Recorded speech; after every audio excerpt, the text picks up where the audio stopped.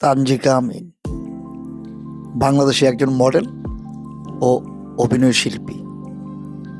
তিনি একজন ভিন্ন মাত্রার অভিনয় শিল্পী। তার আলাদা স্টাইল এবং মুডের জন্য ভক্তদের কাছে তিনি খুব জনপ্রিয়। তার অভিনয়ে মুগ্ধ সিনেমা প্রিয় ও নাটক প্রিয় শ্রোতা দর্শক।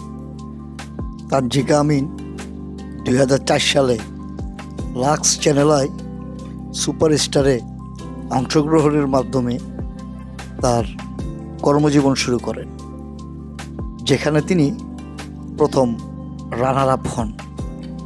2006 সালে দেলোয়ার জাহান জন্টু পরিচালিত বকুল ফুলের মালা চলচ্চিত্রের মাধ্যমে তার আত্মপ্রকাশ ঘটে, যেখানে তিনি নায়ক রিয়াজের বিপরীতে অভিনয় করেছিলেন। লাবণ্যময়ী এই অভিনয় শিল্পীর আসল নাম তানজিকা আমিন, তার ডাক নাম তানজিকা। তিনি পেশায় মডেল এবং অভিনেত্রী। তার বয়স 2026 সালে এসে 42 বছর। তার জন্ম 5 মার্চ 1984 সাল। তার জন্মস্থান ঢাকা, বাংলাদেশ। এই অভিনয় শিল্পীর বর অস্ট্রেলিয়া প্রবাসী। তার নাম সাইফ পাশুনিয়া।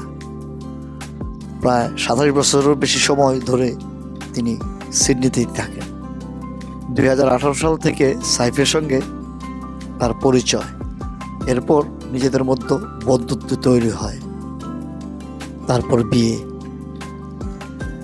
ধন্যবাদ প্রিয় দর্শক, সবাই ভালো থাকবেন। আমার চ্যানেলটি অবশ্যই সাবস্ক্রাইব করবেন, ভিডিওটি লাইক কমেন্টস করবেন। আসসালামু আলাইকুম।